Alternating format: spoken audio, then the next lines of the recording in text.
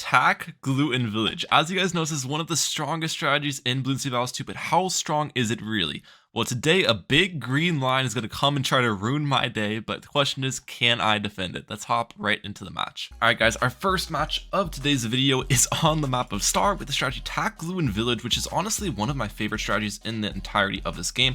It just, it's a really fun eco strategy, you know? And it has some really good synergy in it. The tack shooter just pairs so well with the glue gunner because the glue storm gives your tacks +2 damage late game, which works out really well because tack has low damage and benefits a lot from that. And then the homeland defense also pairs really well with it because you get the extra pierce, which tack shooter needs pierce. So yeah, it's gonna be pretty good. And we have Gwendolyn today, which also gives my tack shooter more damage and pierce, so kind of pairs super well there. And then Gwendolyn's also gonna help me out kind of with buffing my Ring of Fire, because lots of people don't know it, guys, but Gwendolyn actually buffs your fire towers like with +10% attack speed, I think. So Ring of Fire, Signal Flare, Dragon Breath, that type of stuff will get buffed by Gwendolyn here, which would be really nice. So we're gonna start with my Taxure, start with my Gwen. We're also gonna get a Glue Gunner up here because I want to make sure I'm stolen these rounds. So getting a Glue Gunner up at the top is gonna help me with that. Now you might be wondering, like, Ryan, why are you placing your tack shooter right here when normally you'd place it like up here? This tack spot is going to stall the rounds more. We want these rounds to be really long with my loadout, so I get more eco. So by placing my tack shooter a little bit lower on the map, that's going to allow me to get these rounds longer, and we will get more eco as a result of that, which would be really nice. And we're also going to upgrade my glue gunner at the top just to get some extra stolage on the rounds. It's going to be important. So yeah, that is the game plan today. That is the game plan. Now my opponent is probably going some sort of like tack wizard farm loadout, I'd imagine. They use their cyber Quincy ability. Okay, nicely done. Yeah, I'd imagine it's some sort of tack wiz farm loadout. Tack wiz farm is what I expect. So we just want to take this late for the most part, and they're probably going to send me like a massive rush, or they're probably going to be aggressive throughout the game too. They're probably going to be very aggressive to me throughout the game, so I just need to make sure I defend their rushes efficiently and effectively. That's the plan. There's so many white balloons. I'm going to need to get this up to I'm going to need to throw it on my cocktail here soon. Alright, so throw it on my cocktail. Perfect. And then after this cocktail's done, I can get up my blade shooter at some point soon. Will be the plan. That'll be the plan. But you can see what I'm talking about with this glue. Look at the glue hitting these balloons, just slowing everything down. It's allowing these rounds to get a lot longer, which is what we love to see. That is what we love to see, ladies and gentlemen. Yeah, they use their cyber Quincy ability. Fair enough. We're gonna keep on ecoing. And the nice part about the glue gunner too is I can sell this without like punishing myself. So like at any point, if I'm low on money, I can get a pretty much free $600 here from selling my glue. So I've got to keep that in mind. Like if I'm a couple dollars off affording a piece of defense I need, then I can always just sell that glue gunner for it, which is always nice. Also, my Gwendolyn buffs my tack shooter from here, which is pretty nice. So I get that extra pierce on my tack shooter. Okay, we're gonna send them some yellows. They are going to need to upgrade their second tack. Oh, they are. Wait. Maybe they don't have wizard. They could be going tack ninja farm. I've seen actually some people running that. And the upgrades they went on their second tack shooter lead me to believe they're gonna build it up to a ring of fire. So they might be going tack ninja farm, which uses ring of fire a lot of the time. So that might honestly be what we're facing against, which could be pretty cool. Tack ninja farm is a loadout we don't see too very often. It's actually really interesting, Tack Ninja Farm, because you might be wondering, Tack Ninja Farm, how do you defend camo balloons? Ninja actually has a D camo, it's just not really known that much. You use the counter espionage on the ninja next to a ring of fire, and it works out pretty well. So that's how people defend camos with that loadout, which is pretty funny. Alright, let's get my ring of fire down. Well, I'm not going to get the whole ring of fire, I'm going to start upgrading it. The rounds have gotten stoled a lot, so that's why my opponent has 2 plantations right now, which kind of looks crazy. Like, it looks crazy looking their side and being like, 2 plantations round 9, how is this even possible? It's because these rounds have gotten stoled a ton here, so. Oh, it's actually sub, it's not even village, it's not even ninja, it's sub, okay. But yeah, these rounds have gotten stoled a lot here, which helps me out a little bit as the eco player, but also allows the farm player to get more eco as well. So, I mean, I should be fine against this. Yep, that defends. The reason I crosspath my Ring of Fire, by the way, might be like, Ryan, you just need to pop the purples. If I crosspath the Ring of Fire, then the Ring of Fire is going to pop all the insides of the purples and the other balloons he sent faster, which allows my blade shooter to do its job of peeling the purple balloon layer a lot more easily. So that's kind of the reasoning there, that I upgraded my Ring of Fire against that. It actually helps out at popping purple balloons, as weird as that is. As weird as that is, it actually does help out quite a bit. Alright, we're just gonna continue ecoing. They can't really do anything against my defensive setup until round... What's the round? What's the round I'm thinking about? Until round 17 when Moabs come out. Then my defense can get pushed through, but until Moab balloons, they can't really do anything against me. So, we'll just max eco. We'll just max eco. My eco is actually really solid here. As I said before, these rounds have gone stalled a lot, which is allowing me to be very happy here. They got their Ring of Fire up, okay. Nicely done. So they're going to be anti-stalling now on their side with that Ring of Fire up. Let's get this to a glue splatter. That way I can consistently hit AI balloons. And this sells for $1,000, so I'll keep that in mind. $1,000 of selling power if I need it. $1,000 of selling power if I need it is always nice to keep in the back of my mind here. To keep in the back of my mind, you know what I'm saying? We're gonna target my cocktail right there. Alright, my eco's looking pretty solid. It's upgraded my village to bottom path here. So then, when I get taxures to defend Moabs, they're gonna be cheaper. Which is nice. And I'm gonna need to get this to Monkey Town at some point anyways, so I'm just pre-buying the upgrades. Okay, they're defending on their side. They just sold a bunch of things. That was kind of weird how they did that, but they're good. I can get my glue gunner right here. I'll put a glue gunner to glue ceramics from Moabs. It's something I normally do. Attack sprayer. Send me that. Let's get this up.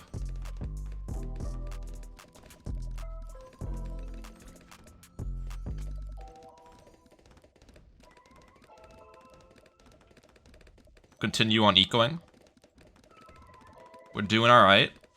My guess is they're going to try all out of me round 22.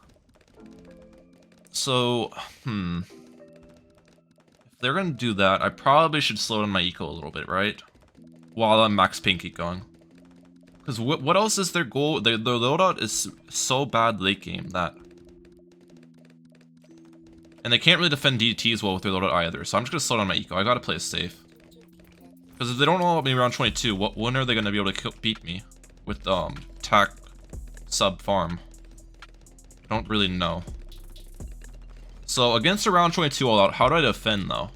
Probably get up a, what's it called? A Bloon Solver. A Bloon Solver with some overdrives actually probably do really well against round 22. So that'll be my plan. If they send me like a big round 22 rush, I'm gonna give a Bloon Solver and then get some overdrives and stuff. I can also sell my Ring of Fire once I get the Bloon Solver, which would be nice, because I don't need this guy if I have a Bloon Solver down.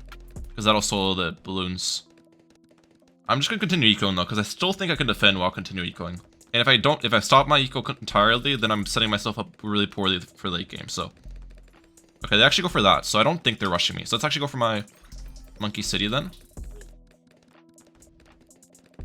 And if they do rush me, then I'll just play it by ear. But yeah, that's why I continued ecoing, in case they just farmed on. Which is what it appears my opponent is doing. And then I'll just save it for my Monkeyopolis then. Okay. So they are not doing the round 22 all out, as I anticipated initially. Which is interesting to say the least. I still have 3 boosts left as well, which is really, really nice here. So I can boost against stuff without, like, worrying. Because the thing is, you never really need 3 boosts for late game, since every time you boost, you have to wait, like, 40 seconds to use another boost. So having 3 boosts for late game isn't really important, because you can never really even cycle 3. Having 2 boosts for late game can be useful, but 3 boosts is just... It's not useful at all. So I can boost and not really regret it much. You know what I mean? Yeah, they're still farming, so I don't think they're rushing me. We got Monkeyopolis up. Alright. And I could probably rush them late game. I mean, Tac Farm sub is not a good loadout late game, but I think we'll just try to defend, because that's what we like to do on the channel. We like to defend for the content. Okay, we got my Monkeyopolis up though. We're doing good on my side. I definitely could have more eco as well. I just thought they were going to all out me round 22, so that's why I kind of played it passive on my eco a lot of those rounds, but I definitely could be at a higher amount right now if I didn't play that as safe as I did. They got their Banana Central up, nicely done. Nicely done there. I'll probably stop ecoing at like 5k eco. Be a solid amount. 5k would be a respectable amount here for the eco amount. Now, something I learned recently, guys, is I actually don't want to go for attack zone here. When I'm giving everything pierce buffs and damage buffs late game, its overdrives are actually more cost effective than attack zone.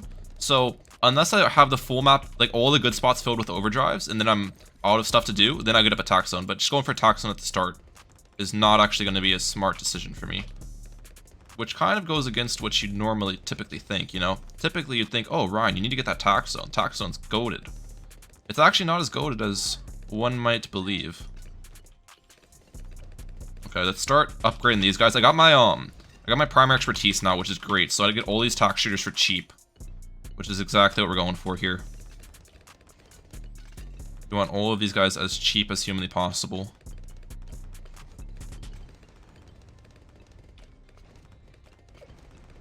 And we'll get a glue storm up here. Oh, I actually kind of regret getting this guy up so early. And the reason is, since I got this guy up so early, it's actually anti-stalling the rounds, because it just pops solo balloons super early. I should have waited on that. That was actually a bad decision for me. It was a bad decision. It's fine. Dude, I feel kind of bad, because I know that I could kill this guy so easily by sending them ZOMGs on round 30. There's no way they defend ZOMGs round 30. It's actually impossible with their loadout. But I need to go for the defense. I just need to. That's just how my channel rolls, and we're gonna do it. But I know for a fact that like their strategy would absolutely get clapped by ZOMGs round 30, and there's nothing they could really do about it. S-Mails doesn't do anything. It's just, it would destroy them. Okay, they're sending me that.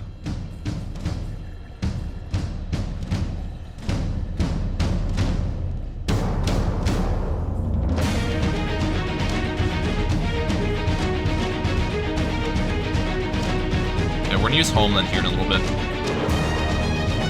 That's on first.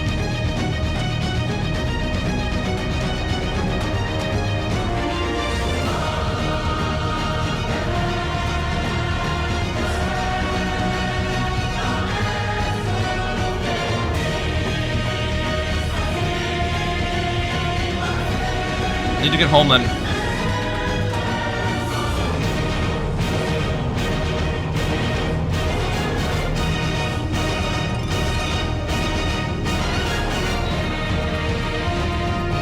Come on, defend, defend. I need a micro glue storm.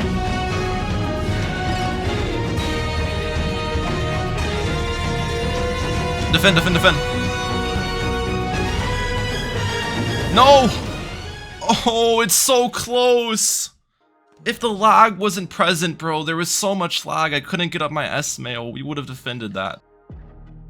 Okay, you guys better like the video and subscribe down below, because I've been playing for like 2 hours trying to get Star again to finish off this video with another Taklu Village gameplay for you. So here, we finally got against Whitmere Fan. We'll start with my Windling down right here. They brought Snowpath, so I assume they're going Dartling Farm Ice.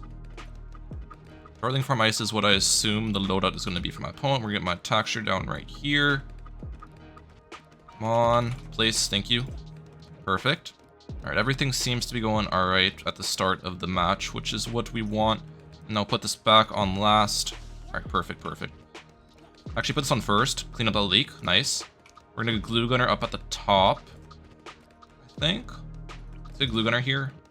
We'll upgrade this tack shooter to super range tacks. They got their Snowpat down. Everything is going great at the start of the match so far. Yeah, so it's definitely Dartling Farm Ice from them, so this will be an interesting matchup. The good thing about Dartling Farm Ice in this matchup for us, though, is that it won't really anti-stall too much. And it's not Jericho, so I don't have to worry about steals and that type of stuff. But yeah, the fact that they're... Well, actually, they might not even have Dartling Farm Ice. Judging by the fact they're sending me blues. They could have Dartling Village Ice. Ooh, they could. Dartling Village Ice would be interesting. I think we win late game against Dartling Village Ice, but I'm not sure. But I think we'll win late game against that loadout. But since they are sending me blue and eco, that leads me to believe they have an eco strategy, something like that. If we can make them leak though, that would be very good. If we can make them leak. And I've got to make sure not to leak on my end.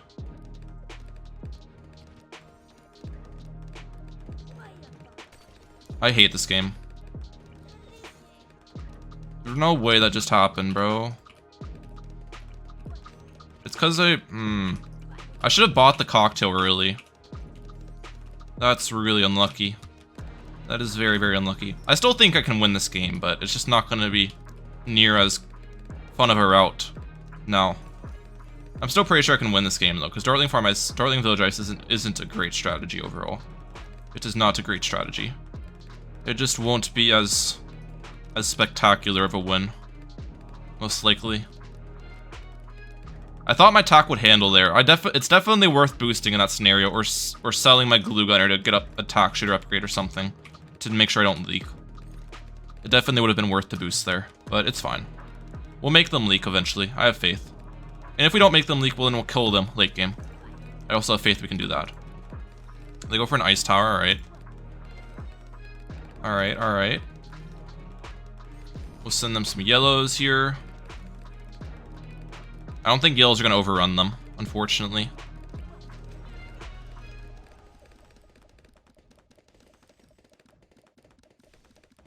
Alright, let's throw it on my cocktail. I'm leaking another life, that's great. Alright, we're fine on my side. Let's get my attack shooter right here. Upgrade this guy. All I need is just get a couple lives on him, but I don't think I'm going to do it anytime soon is the issue. If I had Jericho, well, Jericho wouldn't even do it because they have camo detection. We'll have to think hard about this one. How we're going to go about this video game. I just need to make them leak, ladies and gentlemen. And it's only 5 lives I need to make them leak. It's nothing crazy. Nothing monumental.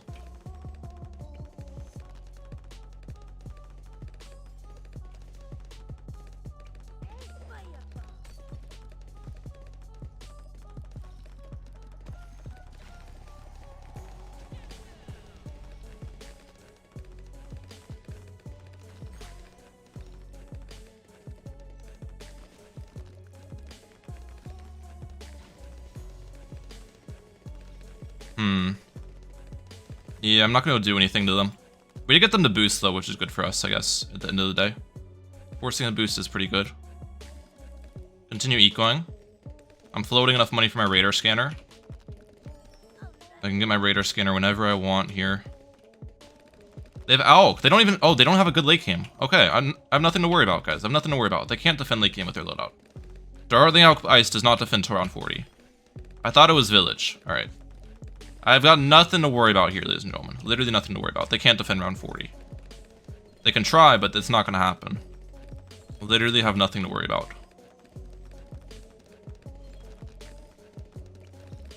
Alright, we're going to get this to a radar scanner here pretty soon. Well, he's still not forcing it.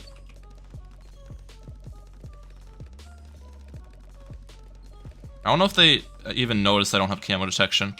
I am kind of playing life on the edge right now. Yeah, we'll get my radar scanner now.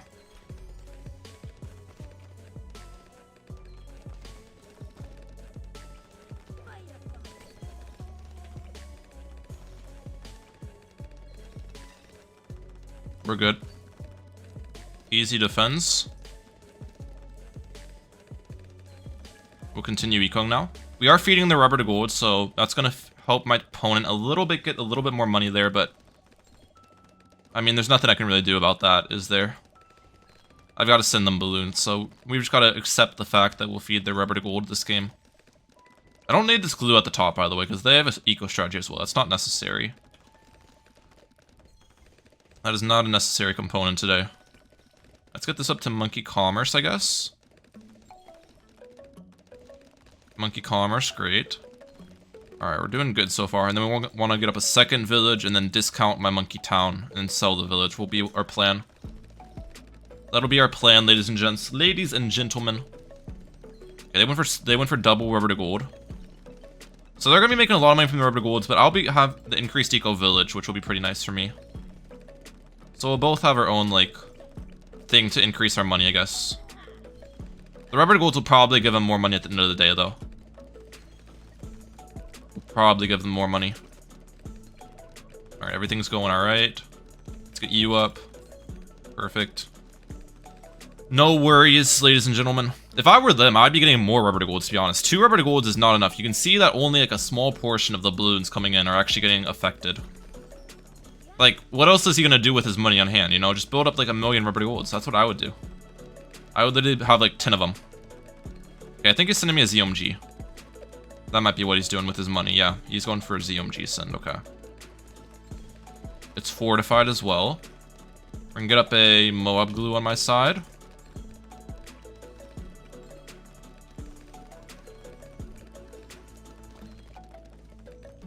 Keep going up these overdrives.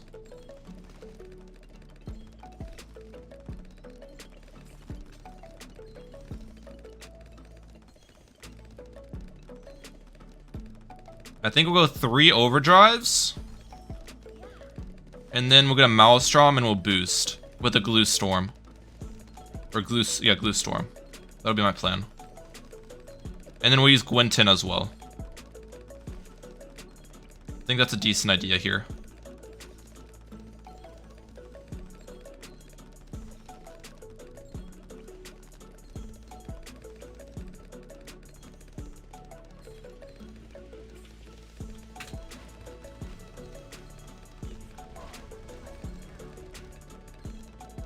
Easily.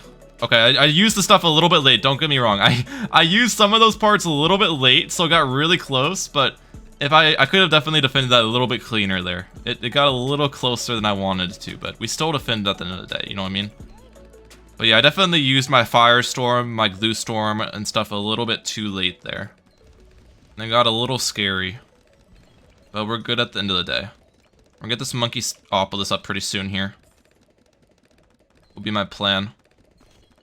Monkeyopolis has been bought. Perfect. I'll be making some money every round from that guy now. If he sends me DDTs, I can use Firestorm against DDTs. And if he sends me more, I can get up my Glue Storm. And that'll defend. So I'll be good against DDTs with my stuff. But yeah, they don't defend round 40 with their loadout. My plan, if they don't rush me, I'll just rush them like round 37.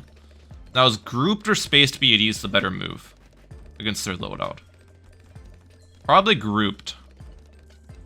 Because the main DPS of their loadout's going to be the MAD, right? Well, I guess I could do spaced into grouped. I don't know. I'll think about it. I'll have to think about that. Grouped or spaced BADs for late game. Now, they probably have more money in hand than me. But I'd argue that I probably have maybe 500 more eco than them. Give or take. I definitely have an eco lead. They are sending me Zebra eco though. And I could have sent them Zebra Eco, but I really didn't want to because if I send them Zebra Eco, I'm going to get more Eco out of it, but I'd also feed their rubber to golds a ton with Zebra Eco, so I really don't want to do that. And since the game's going to end before round 40 anyways, I don't know if Zebra Eco really has that much effectiveness. It probably is still better than Pink Eco in some of these rounds, but I don't want to feed the rubber to golds a ton, so we won't do it. Alright, let's go for my primary expertise here. Perfect. So now we get these tack shooter upgrades really, really cheap, which is what we want. Cheap tack shooter upgrades go crazy.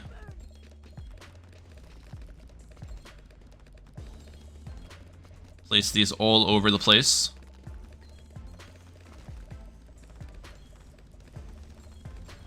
I fit you. I saw it somewhere.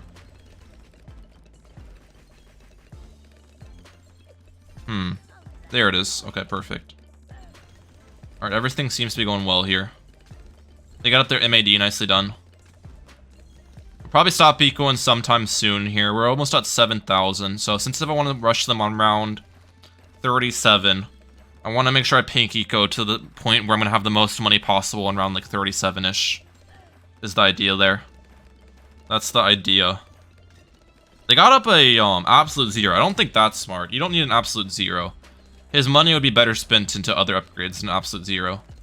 Like getting a super brittle and spamming the entire map with Bloon denial systems would be smarter than building up that absolute 0, in my opinion. Okay, we'll stop at 7,500 eco. 7,501 just to make everyone annoyed. Because I know how much you guys love it when I mess up my eco numbers. Super glue on my side. Super glue, Superman, that's what they call me. every day in the clan. I'm the man. Sham. Wham. Bam. Thank you, ma'am. I want to keep this Monkeyopus up here as long as possible, just because it's given me money, so it's like a farm, you know?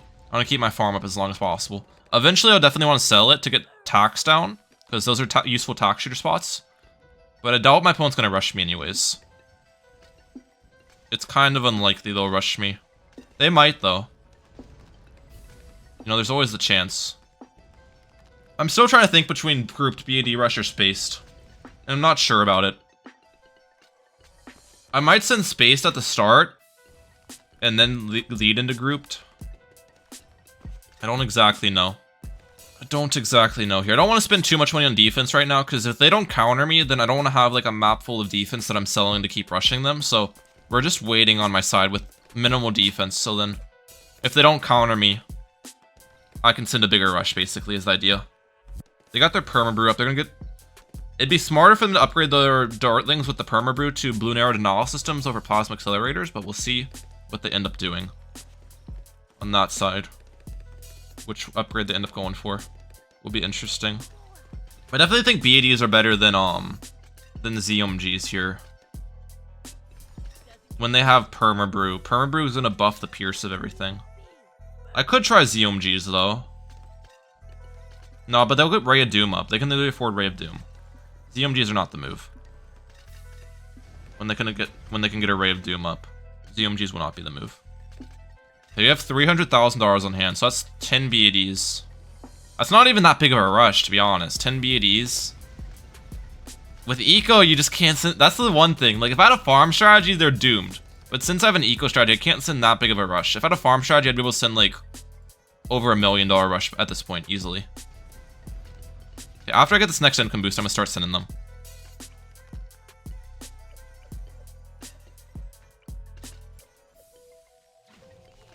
They're actually countering me.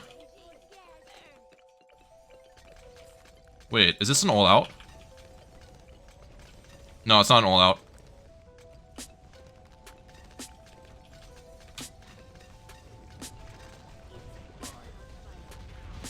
Alright, we should shred that. The good thing for me is they sent a much bigger rush than I did. I might have slightly overkilled my defense, but... no, that wasn't overkill.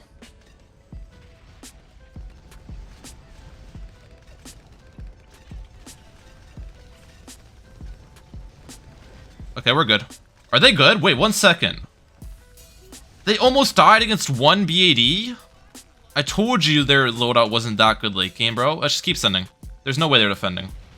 They're dead against 1 BAD.